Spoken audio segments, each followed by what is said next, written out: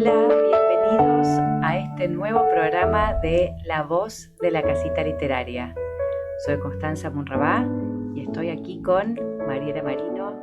Hola, Marie. Hola, Connie, ¿cómo estás? Nuestro segundo programa. ¿Cómo te sentís con eso?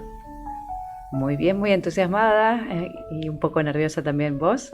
Yo también, es un honor y una responsabilidad. Creo que esto lo voy a decir en todos los programas, pero es un lujo, la verdad. Creo que lo vamos a ir mejorando y el programa va a ir creciendo con nosotros y con los invitados de lujo que ya tenemos en una lista hermosa esperándonos. Es un placer, me parece esto un homenaje en vida a Mario y a personas como Mario que generan tanto bien en su pago chico y en su pago grande y lo vamos a hacer cada día más lindo. ¿Qué te parece? Seguramente así será. Bueno, en el programa de hoy tenemos una entrevista súper interesante a Clara Oyuela. Ahora se las voy a presentar y nos va a contar muchas cosas. Sobre todo para los que tienen hijos adolescentes, quédense cerquita. También vamos a tener nuestro rincón poético, como todas las semanas, con Alicia Ortolani. Y vamos a tener también nuestro espacio sobre adopción con Adriana Tucci. Así que muchas cosas por venir, muchas cosas interesantes. En este otoño tan divino, en San Isidro, en la Radio Symphony que nos cobija con tanto amor. Y bueno, arrancamos. Hola, presentamos, Connie, sí, por supuesto, a Clara Oyuela. Clara es psicóloga, psicodramatista y escritora. Es madre de 2 hijas, vivió en la Patagonia, ámbito clínico y educativo. Coordina grupos de niños, adolescentes y adultos. Tiene un libro escrito que se llama Crónicas de una abstinencia, un experimento fuera de línea. También es mentora de la campaña e investigación Un experimento fuera de línea, premiada por el concurso Obrar Federal del Consejo Publicitario Argentino. Tiene una charla TED en Bariloche que personalmente me encantó y la recomiendo. Se llama ¿Qué pasa cuando nos desconectamos? Además, fue oradora en Bilbao, en The Wellbeing Summit y también creadora de la campaña Un café sin celular en el Café Tortoni. Bienvenida, Clara, ¿cómo estás? Hola chicas, buenos días, gracias por la invitación. No, gracias a vos por venir, por empezar. Bueno, es un lujo tenerte, nos resulta muy interesante todo lo que vos planteás, pero bueno, absolutamente, queremos porque conocer. Desde ya es una temática que a quienes tenemos hijos adolescentes y no tanto, nos interesa, pero nos interesa también desde el mundo adulto. ¿Qué te lleva a vos a iniciar este trabajo, este experimento alrededor de las pantallas, la desconexión y las abstinencias que esto puede generar? Bueno, súper interesante porque en realidad, como muchas investigaciones, yo creo que se dan a veces en la vida, surgió de una manera súper... por una cuestión personal, básicamente. Era el año 2018, o sea, previo a la pandemia. Yo vivía en la Patagonia, viví los últimos 10 años en la Patagonia. Y estaba en ese momento criando a mi segunda hija, que en su momento ella tenía 7, 8 meses. Y estábamos las dos arrastrando muchísimos problemas para poder dormir. Y no era una cuestión de una semana. O sea, esto era... No era la angustia del octavo mes. No era la angustia del octavo mes. Ella venía sin dormir y por lo tanto yo también. Claro. Entonces, ese fue el disparador que como madre, en realidad, me llevó a tomar la decisión de poner un pie afuera de la tecnología durante 30 días. Es decir, yo necesitaba, dentro de ese caos que se estaba transformando mi vida, a raíz de un hecho fisiológico como no dormir. Claro. ¿Sospechabas que tu dificultad para dormir, más allá del amamantar o atender un bebé chiquito, una bebé chiquita en este caso, sospechabas que tenía que ver con la conexión digital? No sé si tenía que ver, pero sí no me estaba ayudando a recuperar esa calma que todas las madres en algún momento, sobre todo con bebés, necesitamos poder tener para encarar todas las cuestiones cotidianas. Además también tenía a mi otra hija que tenía 4 años y en algún punto... ¿Y por qué fuiste por ahí? ¿Por qué fue lo que te hizo resonar por ese lado? yo intuía profundamente que si ponía un pie afuera de esa hiperconectividad que no me estaba ayudando a concentrar y a recuperar esa calma, un movimiento iba a hacer. Y creo que lo intuí básicamente porque 3 años antes o 4 años antes de llegar a la Patagonia, yo había hecho un viaje muy largo por América de 3 años con el papá de mis hijas. Y fueron 3 años de, digamos, no existía Instagram, no existían las redes sociales. Nuestra única tecnología era la computadora, donde volcábamos, digamos, fotografías, y no teníamos celular, 3 años sin celular. Pero bueno, era el 2011 en esa época, es decir, apenas aparecían las redes sociales, y sin embargo fue una experiencia tan profunda y transformadora para mi vida, que siempre intuí que en los momentos en donde sintiera algo de desequilibrio por alguna razón, iba a volver hacia ahí, ¿no? Como hacia ese estado de silencio y conexión. De silencio. Claro, sí. había una memoria en vos que te decía que era por ahí. Sí. Y entonces, ¿qué hiciste? ¿Cómo empezó todo el experimento? Claro. Los 30 días. Dije, bueno, voy a hacer un experimento conmigo misma, pero le voy a dar una vueltita de tuerca.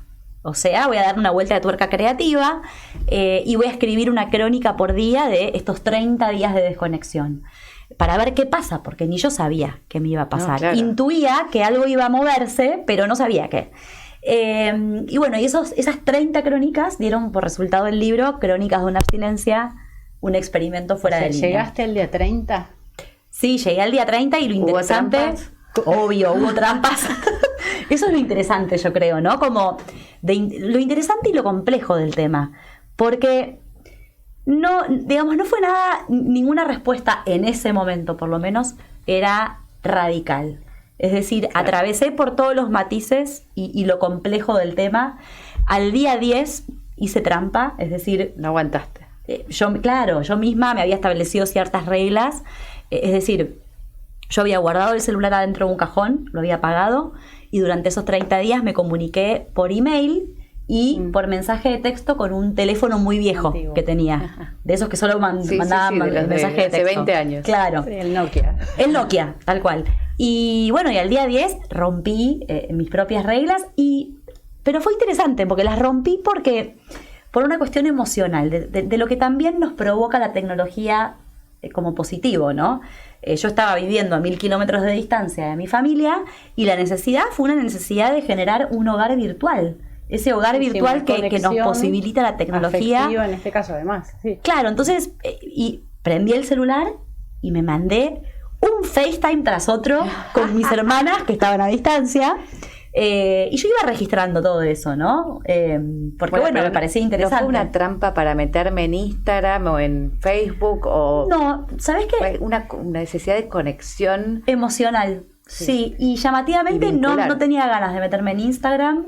Sí, de ver fotos que mandaban mis seres queridos de lugares de donde estaban. Pero bueno, interesante ver eso, ¿no? Como la tecnología también como un espacio de hogar virtual, claro, emocional. Ahí quería ir, donde, como toda cosa, no deberíamos ni demonizar ni santificar en general, ¿no? Hablando en términos generales. Nada, porque todo bien usado con las buenas prácticas puede ser muy bueno y muy necesario, sobre todo vos viviendo a cierta distancia. Entonces, ¿cómo hacemos? Bueno, vos ahora nos vas a seguir contando. Sí, pero tenemos una ansiedad, creo, por hacerle un millón de preguntas. Sí, ¿Qué pasó después, picando, ¿no? ¿Cómo hacemos para lograr ese equilibrio? Bueno, pero primero que nos termine de contar el experimento, porque yo escuché la charla TED, así que hice trampa porque ya sé un poco de esto. Pero no recomendable. Claro, yo al final del libro de Crónicas de una abstinencia es interesante porque pongo algo como, bueno, no llego a ninguna respuesta radical, ¿no? Porque eso es mi experiencia, que me pareció súper interesante. Esto de poner un pie afuera del mundo, por decirlo, ser observadora durante 30 días del mundo que uno habita y que yo quiero seguir habitando, pero de repente poder tomar esa distancia y tomar esa perspectiva que nos posibilita el tomar distancia, ¿no? De las cosas. No llego a ninguna respuesta drástica en ese momento con respecto a mí. pero sí empiezo a llegar a respuestas bastante más contundentes que hoy, quizás hoy en estos espacios me encuentro defendiendo o queriendo compartir de una manera quizás más profunda. Porque después yo empiezo a desplegar este experimento de desconexión, que obviamente no lo propongo de 30 días, sino que armo un protocolo de desconexión de 4 días y lo empiezo a proponer en diferentes grupos con los que yo estaba trabajando, ¿no? ¿Empezaste con adultos o empezaste directamente con jóvenes? Empecé con adolescentes. Okay. Directamente con adolescentes. Sí, un grupo de alumnos que en ese momento eran mis alumnos de psicología, 30 jóvenes de 16 años de una escuela de San Martín de los Andes. Les propongo el experimento de desconexión. Porque es más difícil, me parece, en los adolescentes que en los adultos desconectarse. ¿O es una percepción mía? ¿Cómo lo tomaron eso? ¿Cómo lo tomaron? Profe, olvídate, es imposible. La primera respuesta fue obviamente de resistencia, pero después también en ese grupo de 30 había quienes les resultaba súper interesante. Lo que les estaba pasando a ellos. Sí, y el desafío de, wow, o sea, quiero hacerlo, porque es tan difícil que lo quiero hacer. Claro, como un reto personal. Un reto personal. También yo creo que pudimos hacerlo muy bien al experimento y digamos, los resultados fueron, digamos, muy profundos y muy honestos. Primero porque había un vínculo, ¿no? Claro. Docente-alumno. Ya había pasado bastante tiempo y había un vínculo de mucho cariño. La verdad es esa, de mucha confianza. Y también porque en el experimento de desconexión que propongo, en el protocolo, no hay posibilidad de mentir, en el sentido de que uno de los puntos, ¿no?, escritos en ese experimento es que si la persona necesita prender el celular durante esos 4 días de desconexión, lo puede hacer. Es decir, si no aguantas más, lo podés hacer. Lo importante en todo caso es ir registrando, porque es un experimento cualitativo en donde la persona va haciendo una crónica por día de lo que le va pasando a nivel emocional, físico, claro, durante esos días de desconexión. Eso implica como tener mucho autorregistro, ¿no? Del costo-beneficio, de qué pasa si mantengo el reto por el reto en sí, si eso no es contraproducente en otros planos. Entonces me parece que estaba bueno esto de tener así ciertas licencias para también los chicos en este caso, conocerse. Claro, yo se los proponía también, y a todos en realidad, a los adultos también. Es un ejercicio de la propia libertad, es decir, si estamos investigando, porque la idea del experimento yo la propongo a modo de investigación y de exploración, no a modo de, bueno, vamos a hacer, digamos, una experiencia detox, como está medio de moda ahora, ¿no? O sea, bueno, detox de harinas, detox de tecnología. Esto empezó como una exploración para ver qué pasa cuando nos desconectamos. Yo no sabía con qué me iba a encontrar con ese grupo de alumnos. Y bueno, y ese fue el puntapié para seguir haciendo los experimentos, que después lo trasladé en paralelo a un grupo de adultos. Me gustó lo que lo que dijiste recién de un experimento para la libertad, ¿no? Porque uno piensa en eso por ahí, en la adicción, que es una muy mala palabra, en el detox que está tan de moda, pero la palabra libertad, que es tan esencial en el humano, ¿cómo no nos damos cuenta que la estamos perdiendo?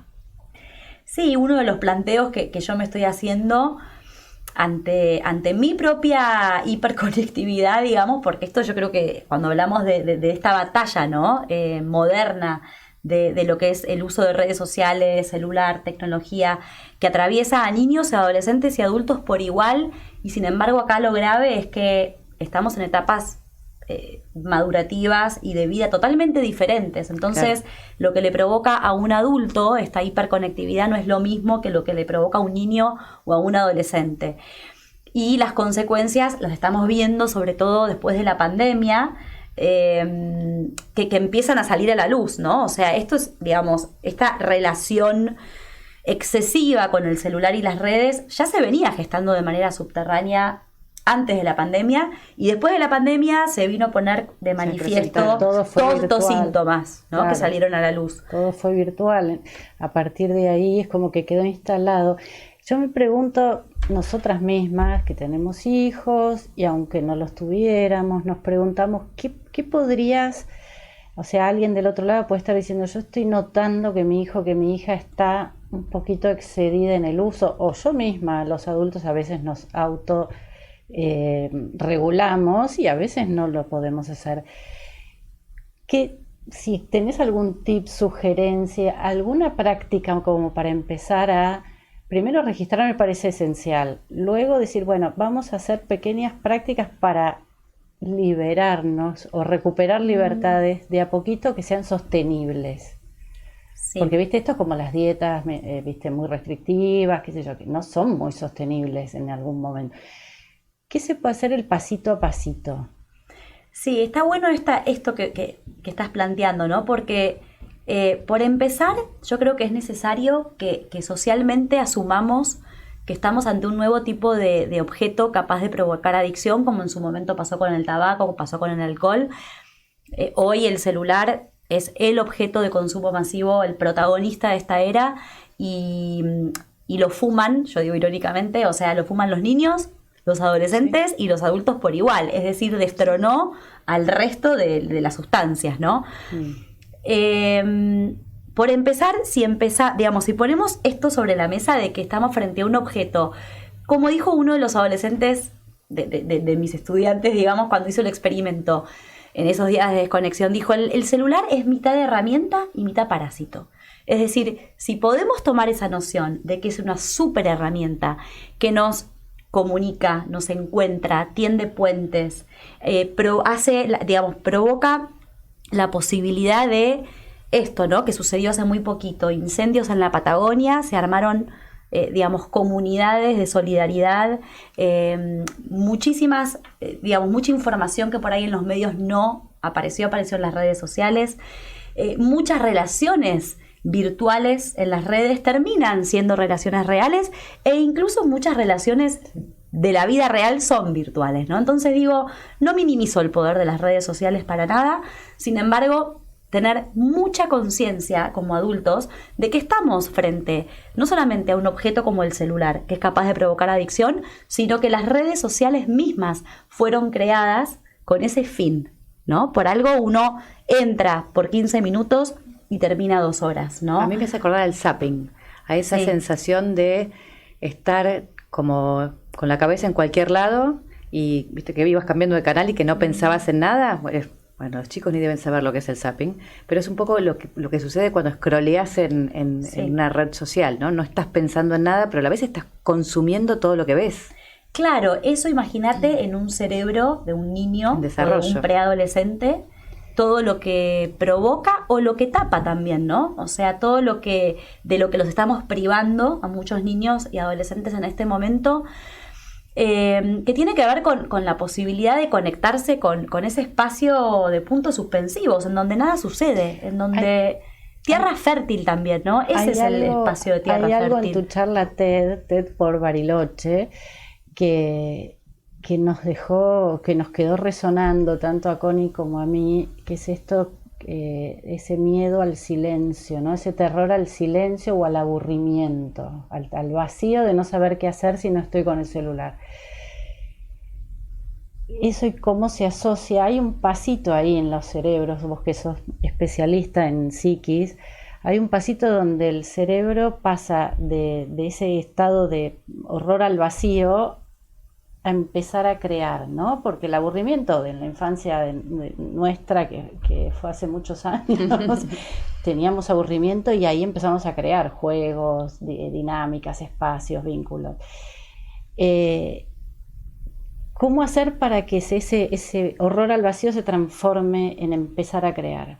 ¿Se está perdiendo la creatividad al no haber espacios de aburrimiento? Y yo creo que es algo que está en riesgo, definitivamente, o sea, por eso estamos muchos hablando sobre esto y queriendo defender estos espacios de infancia y de niñez. Es como si fuera, me parece loco tener que estar defendiendo el valor de la imaginación, el valor de la niñez en sí misma, ¿no? Como espacios sagrados para poder después generar algo, ¿no? Y yo creo que el vacío, por decirlo, o ese aburrimiento que todos vivimos cuando éramos niños y que incluso vivimos ahora de adultos, ¿no? O sea, todos conocemos ese espacio que por ahí por momentos es un poco abismal, incluso los adultos en los propios experimentos de desconexión, ellos mismos también dicen sentir ese aburrimiento de no saber qué hacer con el tiempo. Pero se arma un círculo vicioso, porque cuanto menos te metes ahí, más ansiedad te da, y cuanta más ansiedad tenés, más miedo tenés ante la vida. Y eso es un círculo que hay que poder desaprender, porque lo que también veo en estos experimentos de desconexión es que es un hábito, ¿no? Esto de la forma en la que estamos conectándonos es un hábito, y que como todo hábito cuesta muchísimo trabajo desaprender. Erradicar o radicar, porque hay hábitos que son buenos y también nos cuesta mucho. ¿La puedo interrumpir un segundito nada más? Obvio. Para que nos tomemos un mini descanso en una pausa y seguimos charlando con Clara, que está súper interesante esta charla. Ya volvemos.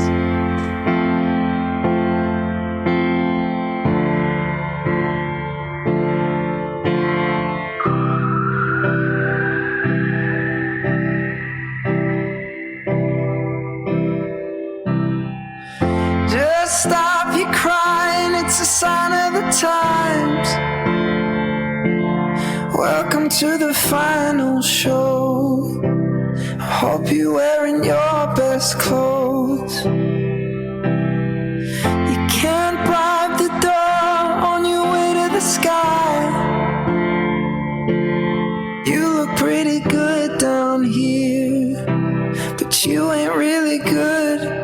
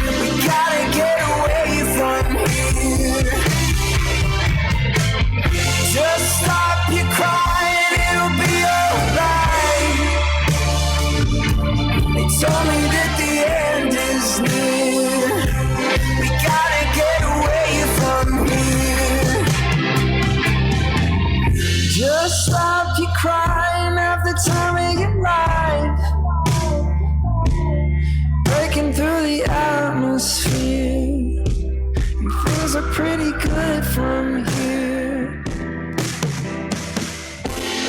Remember, everything will be alright. We could meet again somewhere far away from here. Seguimos en La Voz de la Casita Literaria, hablando con Clara Oyuela en esta charla tan interesante sobre las redes sociales y cómo el celular nos ha hecho esta cosa tan, ¿no?, buena y mala a la vez, de que nos une y nos desune, nos atrapa y nos acerca y nos aleja, ¿no? Sí. Clara, en la charla hablas de algo muy interesante que es el etiquetado de los celulares. ¿Qué sería? Contáselo a la gente que no lo conoce. Bueno, hace unos años también, atravesando esta experimentación con el tema, un día estaba en mi casa, abro un paquete de papas fritas, me acuerdo, veo el etiquetado de las papas fritas, exceso de sodio, exceso de grasa, exceso... lo mismo, el etiquetado del celular, ¿no? El etiquetado de los cigarrillos. Sí. Fumar puede provocar cáncer de pulmón, puede provocar malformaciones. Te hace pensar dos veces antes de abrirlo. Exactamente, es decir, ahí apareció un Ministerio de Salud que informa y advierte a la población sobre las consecuencias que puede tener, digamos, el exceso de consumo de esa sustancia. Entonces, en ese momento digo, ¿cómo puede ser que el celular, que es el objeto de consumo hoy por excelencia, no tenga ese etiquetado que pueda informar y prevenir a la población sobre sobre el exceso, ¿no?, en su uso? Entonces, a través, partiendo de todas las respuestas de estos experimentos de desconexión con adolescentes y adultos, Llego a mi propio etiquetado, ¿no? Ay, Lo diseño. Eso quiero escuchar. A ver, ¿cuál sería el etiquetado? ¿Qué diría, no? ¿Es el etiquetado de redes sociales o de celular? Es decir, no alcanza el espacio el celular, ¿no? El celular. Ese etiquetado tendría que decir el uso excesivo del celular puede provocar o provoca adicción, depresión, irritabilidad, baja autoestima, déficit de imaginación, falta de concentración, problemas en la vista, falta de sueño. Ya lo quiero tirar a la basura. Trastorno de la autopercepción. Esto focalicemos en adolescentes, sí. ¿No? Cómo se va construyendo la identidad y la imagen de un niño o de un adolescente cuando están 8 horas consumiendo redes sociales, como muchos, diría la mayoría, dice, pasar en cantidad de horas en redes, ¿no? Hay un psicólogo social en Estados Unidos que yo diría que es pionero en Estados Unidos en investigar este tema. Se llama Jonathan Haidt, es el autor de Generación Ansiosa, que es un libro, yo diría que es hoy el libro que hay que leer sobre el tema. Súper interesante cómo desde diferentes puntos del mundo vamos llegando a las mismas conclusiones, sí, ¿no? Porque es algo que nos pasa como sociedad a todos, no sí. Es solamente a los argentinos o a los argentinos de acá de San Isidro. Esto es a nivel mundial, claro. Y por eso todos los que estamos trabajando en este tema estamos, necesitando estos espacios para poder pedir que esta problemática, que hoy ya es una problemática de salud, sea tomada como una problemática de salud pública. Recién en el corte hablábamos, ¿no? Entre las tres, de que con la mera conciencia individual para este tipo de problemáticas sociales no alcanza, sino, hace falta que aparezcan cuestiones de lo macro, es decir, que empiece... El Estado. Sí, absolutamente. Hay muchos ejemplos en el mundo de esto que está pasando, por suerte. Australia es pionero en tomar la decisión. Ahora, en diciembre del 2024, el primer ministro de Australia sacó una ley de acceso a redes sociales a partir de los 16 años en Australia. Esto es, fue pionero en el mundo y ojalá que se genere un contagio ahí a nivel... O sea, como todo fenómeno a veces, pasa una situación pendular, ¿no? De la nada se pasa a un extremo y sería buenísimo, o estamos tomando conciencia para que lleguemos a un lugar de equilibrio, ¿no? De usar bien la herramienta. Me surge esto de lo micro y lo macro, o sea, la familia, la casa, nosotros somos modelo de nuestros hijos. Y quizá es retroalimentar, ¿viste? Como el efecto del reciclado de la basura, que al principio nadie y después fue empezando a ser contagioso. Creo que esto es muy importante lo que decís, la conciencia colectiva, las medidas de políticas públicas, pero en casa.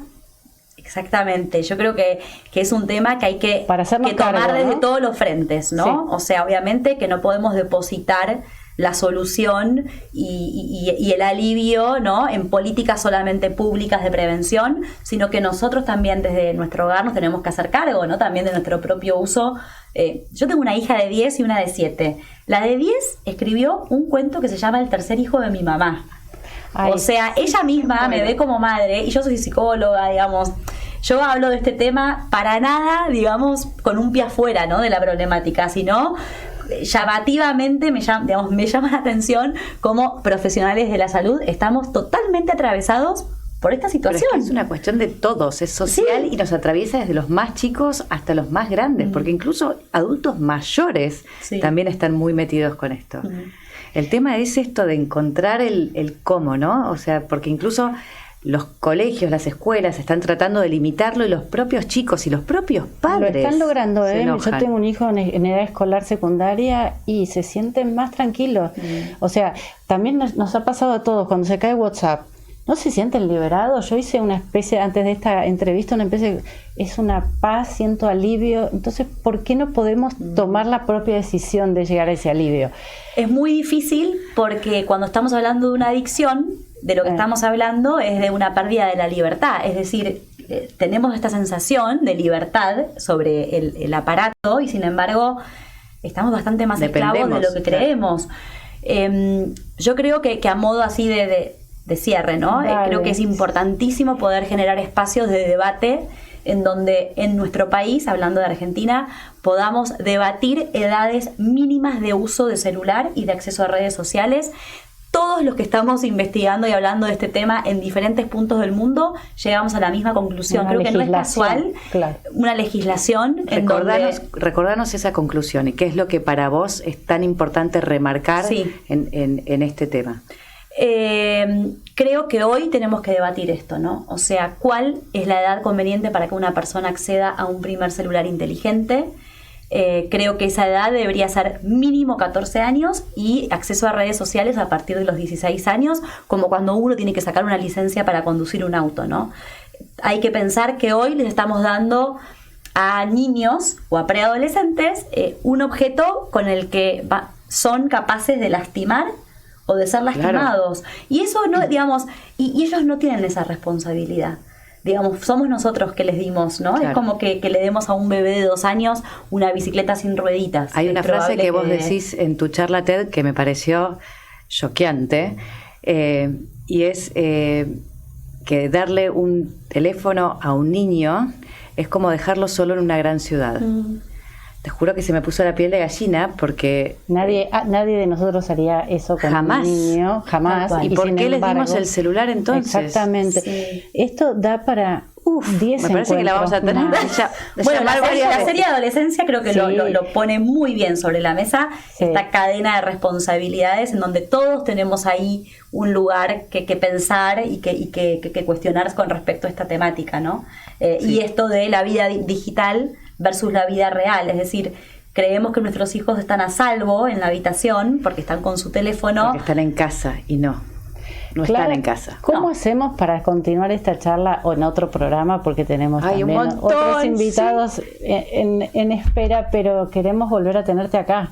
Cuando quieran. Además, sos súper clara, haciendo honor a tu nombre, un encanto de persona y muy talentosa. Querríamos, si querés compartir un mail o una línea de contacto con vos, si alguien quiere consultarte más puntualmente. Tu Instagram, hablando de redes sociales. Que es la única que tengo, pero me vale por 10. Pero hablando también de la parte del lado luminoso, ¿no? De las redes, que nos conectan y nos permiten también mostrar lo que hacemos, lo que somos, no solamente la parte negativa. Entonces, desde ese lugar, si alguien quiere conectarse con vos, conocer lo que haces, incluso sos psicóloga y atendés en San Isidro. Sí, atiendo presencial adolescentes, o sea, adolescentes solo atiendo presencial por una cuestión de filosofía de vida. Sí, o sea, justamente los adolescentes hoy más que nunca necesitan espacios de presencia, de cuerpo, de mucho sostén humano y salir un poco de la vida digital e incluso en esos espacios poder, digamos, desmenuzar la vida digital, ¿no? Porque hay mucho ahí que trabajar. Entonces, bueno, mi atención es con adolescentes, pero adolescentes a partir de 15 años en adelante. Perfecto. ¿Y tus redes para que te contacten? Clara Oyuela. Así como Instagram. Ok, perfecto. Sí. Perfecto. Clara, te comprometemos a que vuelvas. Sí, un placer, Clara. No, claro, lindísima la charla, gracias por el espacio. Por defender la literatura. Absolutamente. Y la niñez y todo lo que ustedes están trabajando. Queremos aportar el granito de arena. Un pequeño granito de arena a que tengamos un mejor futuro para nuestros niños. Sí. Muchísimas gracias. Gracias a ustedes y bueno, adelante con eso, porque es lo que necesitamos, me parece. Muchas gracias. Bueno, vamos a una pausa y enseguida volvemos. We're up in the Sears Legendary department now, so... Please welcome Paul Simon.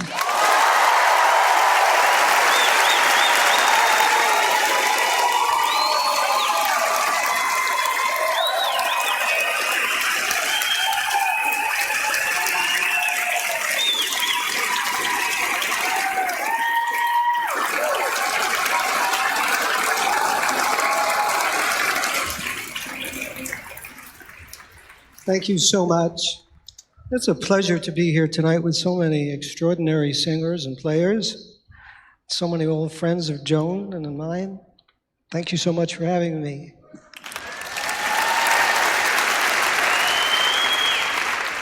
The song that we're about to sing, we've only sung it in public once before. It was at the first Joan Baez 75th birthday celebration about 5 years ago or so. So if we're a little rusty, well, we're the same age, so...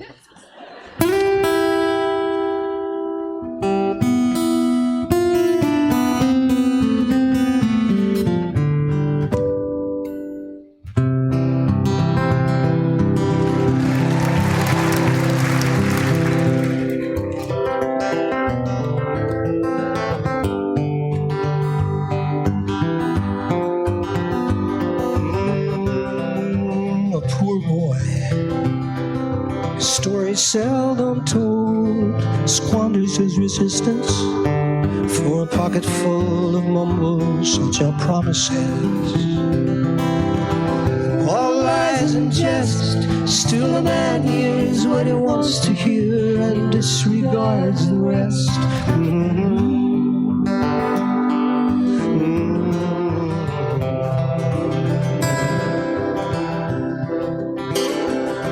When I left my home and my family, I was no more than a boy in the company of strangers, in the quiet of the railway station. Seguimos con la voz de la casita literaria. Ahora, en este momento, vamos a tener nuestro espacio, nuestro rincón poético con Alicia Ortolani. ¿Cómo estás, Ali? Bien. Hola, Ali, bienvenida otra vez. Sí, gracias por estar aquí de vuelta.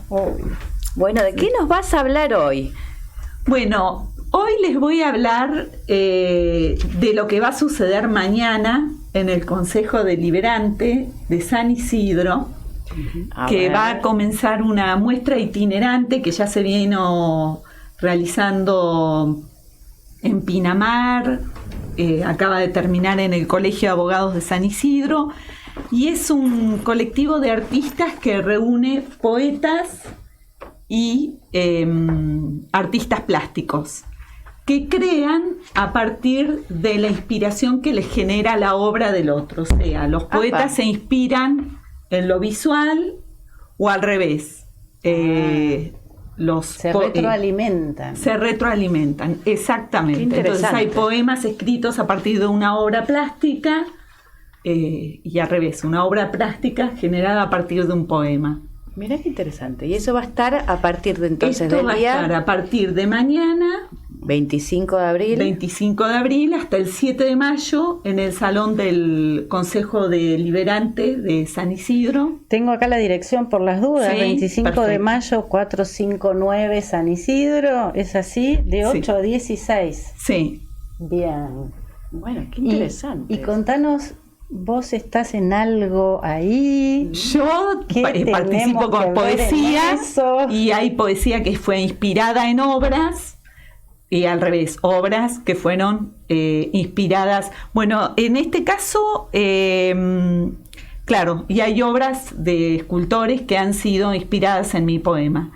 Me encantó escucharla a Clara hablando de las redes y el uso saludable de las redes, porque en el proyecto hay muchos artistas plásticos de San Isidro, en su gran mayoría sí, los plásticos son de San Isidro, Gerardo Pietrapertosa, Adriana Beatriz Ortolani, que es mi hermana y es además investigadora de arte, Isidro Cámpora, Leandro Niro, Mona Suárez, Patricia Novo, Graciela Giles, ellos son los plásticos, Lili Couri, Rosana Espósito, y entre los poetas hay cuatro poetas españolas que en realidad las conocí a través de las redes.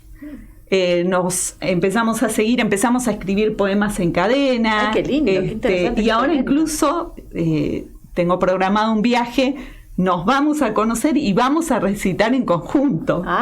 ¡Qué lindo! Bueno, pues, Una de ellas va a venir a Argentina, con lo cual me encantó la charla de Cuando Clara. esté podemos invitarla acá para hacer alguna conversación. Sí, tiene una página muy poética. linda, una de ellas, Lola Despertares, Cristina Ruiz Maspule también. Pero por eso hablábamos que también las redes Sí, sociales tienen su lado que tienen luminoso, su lado ¿no? luminoso, Que no es sí. solamente malo, que también nos Tal unen cual. y nos acercan en Tal un montón cual. de cosas. Sí, en causas nobles, en causas buenas, en ayuda, en arte, en Sí, crecimiento, y en esto, educación. vínculos también, Y en ¿no? vínculos. Vínculos que pueden pueden ser vínculos laborales o vínculos personales, pero nos acercan también desde ese Sí. lado. Y lo lindo es que ellas han creado a partir de la obra que han visto de artistas plásticos de acá de Argentina y han escrito poemas. De hecho, Hermoso. ahora una escultura de mi hijo va a ser acompañada por un poema de Dolores Castro Galeote, que es española. Así Pero que, hay un montón sí. Qué familia. La verdad que, familia artística. Lindo ese diálogo que se da entre los artistas. A mí, por ejemplo, Leandro Niro, que es un escultor, eligió un poema mío que yo había titulado Miseria, los tenía por números, porque era como un diálogo en las distintas estaciones, y él creó una escultura a la que tituló Olvidado, y a mí me encantó la devolución que me hizo, y me llevó a cambiar incluso el título de mi obra. Mirá, qué retroalimentación sí, que se da, ¿no? Entre sí. esas cosas. Repetimos entonces, esto es en el Consejo Deliberante de San Isidro, hasta el 7 de mayo, de 8 a 16 horas, 25 de mayo, 459. Sí. ¿Tenés un día de intervención específico? El día de la inauguración vamos a estar todos los Perfecto. artistas, menos las españolas, vamos a estar todas. Cada uno va a recitar con el artista que Ahí compuso daremos el la obra. presente. Daremos el presente. Gracias, Ali, por Bueno, Muchas gracias, Ali, por compartir. Gracias a ustedes, como siempre. Bueno, y nos vamos de nuevo a una breve, esta vez más breve todavía, pausa, y después ya nos vamos a sentar a charlar con Adriana Tucci sobre adopción.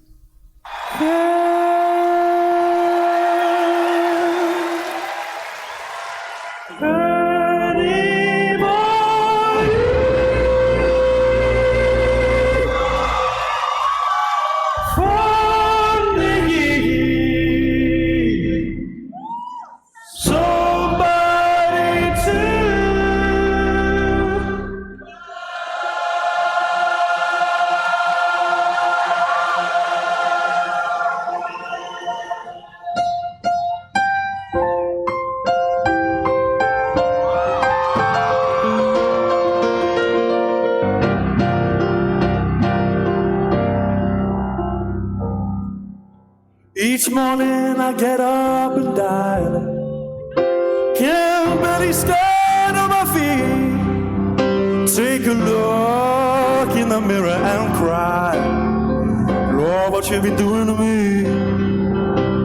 I spent all my days to believe in you, but I just can't get no relief, no.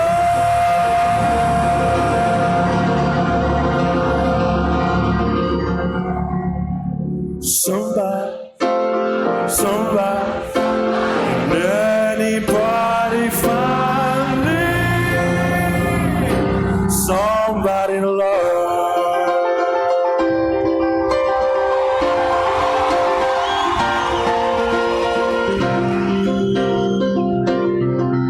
I work hard every day of my life. I work till I ache my bones at the end of the day. I took my money all on my own. I'll get down and I'll start to pray until the tears roll down from my eyes.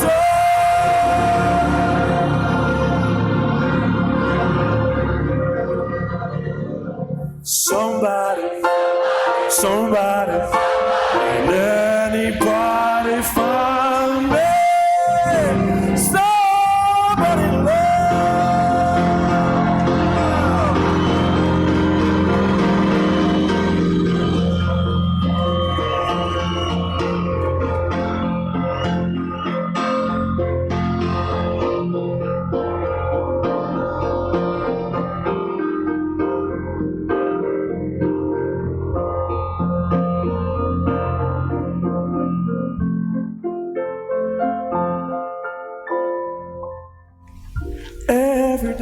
Volvemos acá con la voz de la casita literaria y ahora tenemos nuestro espacio sobre adopción con Adriana Tucci. Hola, Adri. Hola, ¿cómo están? Hola, bienvenida otra vez. Qué lindo estar acá. Nos damos todas las bienvenidas, pues somos todas parte del equipo, o sea, no nos demos más la bienvenida. Sí, los vamos a ver siempre, chicas, qué placer. Ali se acaba de ir. Adri, perdón. ¿Qué es la adopción? ¿Qué pregunta? Sencillita, para romper el hielo. Sí, así Comienzo leyendo textual. La adopción es una institución jurídica que tiene por objeto proteger el derecho de niños, niñas y adolescentes a vivir y desarrollarse en una familia que le procure los cuidados tendientes a satisfacer sus necesidades afectivas y materiales cuando éstas no le puedan ser proporcionadas por su familia de origen. Así la conceptualiza el Código Civil y Comercial de la Nación Argentina. En la mayoría de los casos, los niños, niñas y adolescentes viven con su familia de origen y es esta familia la que le proporciona, la que le satisface sus necesidades. Ahora, hay momentos, hay situaciones en las que esto no se puede dar. Esto puede ser porque se evalúa que continuar viviendo con su familia de origen puede afectar, poner un compromiso su integridad física o emocional, porque fue abandonado un niño y no se conoce su filiación, o porque sus progenitores fallecieron o no se conoce la familia ampliada, o esta familia no puede o no quiere hacerse cargo. En estos casos, cuando hay vulneración de derechos, interviene el Estado tomando una medida de protección, separando a estos niños de la familia de origen, institucionalizando al niño, niña o adolescente, que pasa a vivir o en un hogar convivencial o en una familia de acogimiento, mientras se trabaja en la revinculación del niño con su familia de origen. Siempre se busca, se intenta revincular al niño con su familia de origen. Ahora, una vez que se agotaron todas las estrategias, se dio el tiempo necesario y esta revinculación no se da, no se puede dar, bueno, ahí se continúa con el proceso administrativo y judicial que se inició y se declara la situación de adoptabilidad de ese niño, niña o adolescente. Es decir, la adopción es la posibilidad de restituir a la niñez y adolescencia la posibilidad de vivir y desarrollarse en una familia.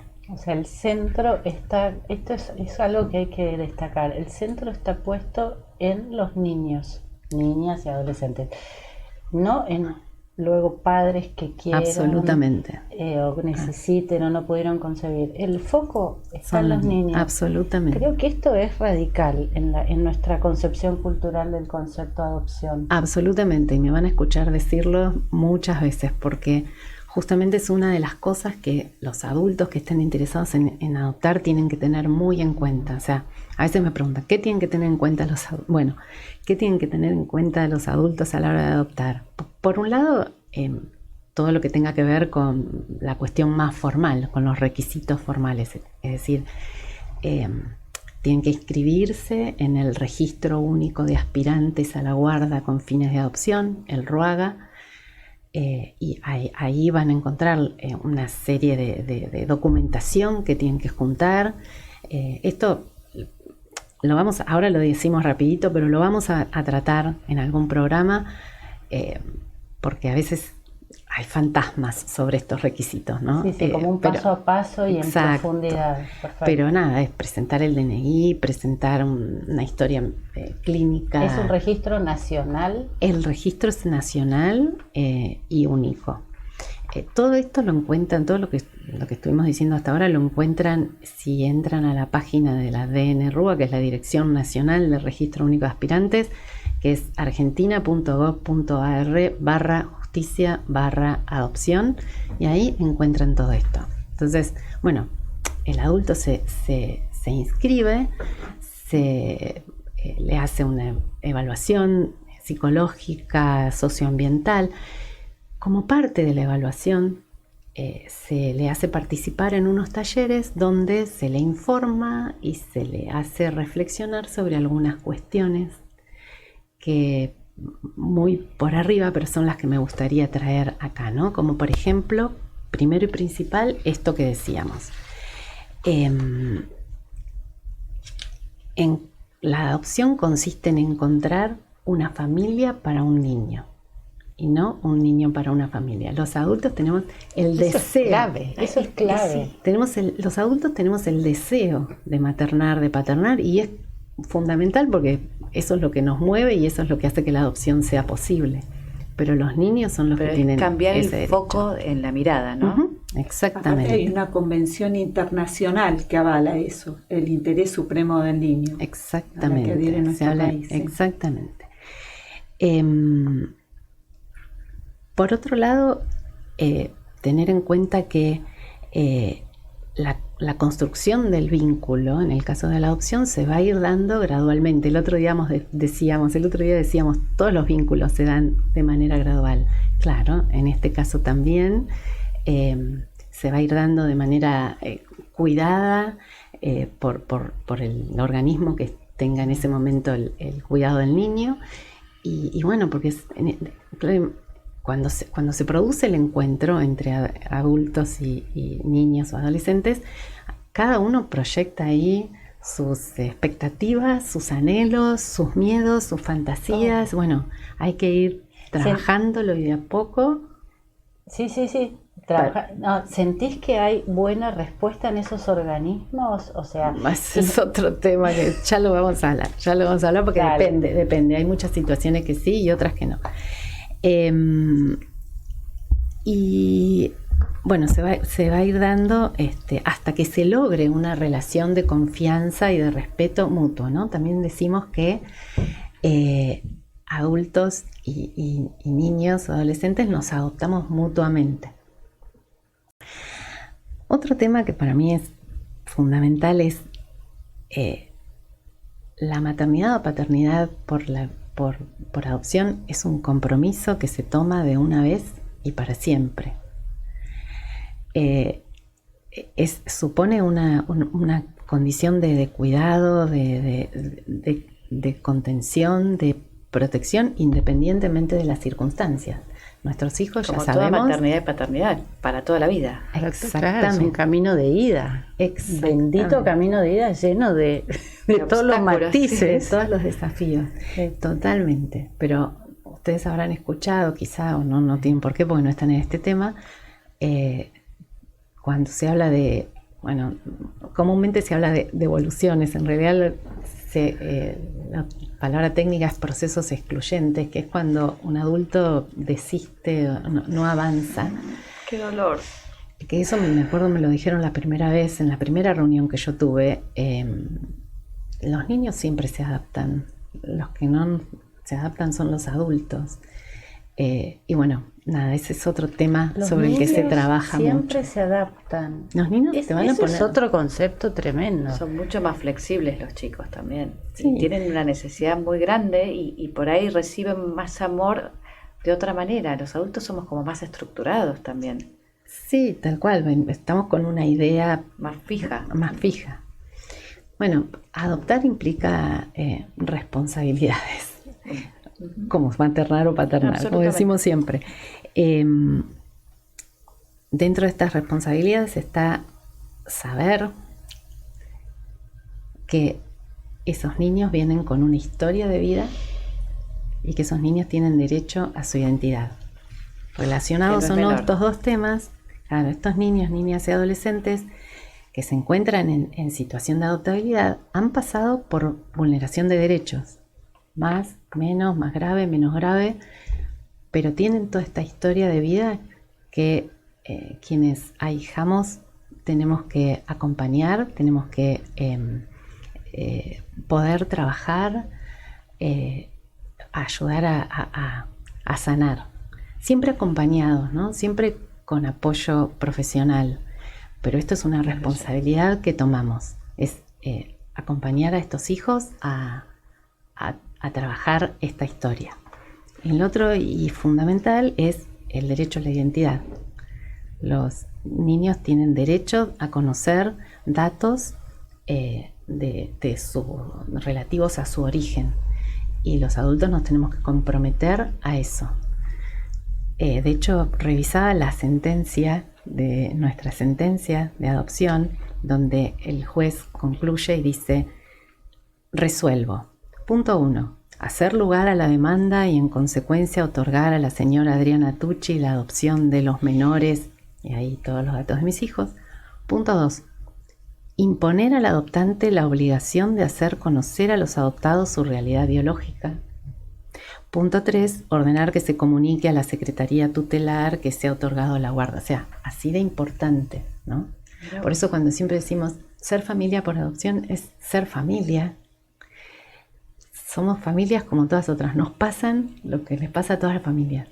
Pero tenemos una historia previa y una familia de origen que abrazar. Ahí tenés un trabajo extra. O sea, todo padre adoptivo tiene un trabajo extra emocional muy fuerte. Vale la pena. No vale la pena. Lo transmitís.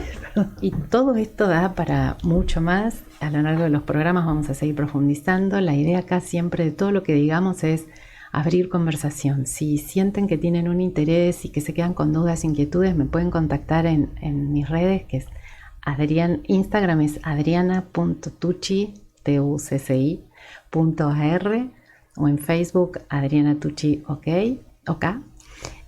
o contactarse con asociaciones que se ocupan de la adopción, como ANIDAR, la Red Argentina por la Adopción. Y bueno, nada, si quieren seguir profundizando, me contactan. Vamos a seguir profundizando en los próximos encuentros acá en La Voz de la Casita Literaria. Pero que se nos está terminando. Sí, por suerte Adriana va a estar con nosotras siempre, Alicia también. Se nos voló el programa. No nos alcanza. No, tenemos un montón de cosas tan interesantes para charlar con esta hermosa gente. Somos muy felices haciendo esto. Así que bueno, tenemos que dar cierre a este programa. Nos vemos la semana que viene, los esperamos a todos. Gracias a todo el equipo. Y gracias, Santi, nos vemos por la paciencia. La semana que viene. Gracias por estar del otro lado. Seguimos la semana que viene desde La Voz de la Casita Literaria. Chao.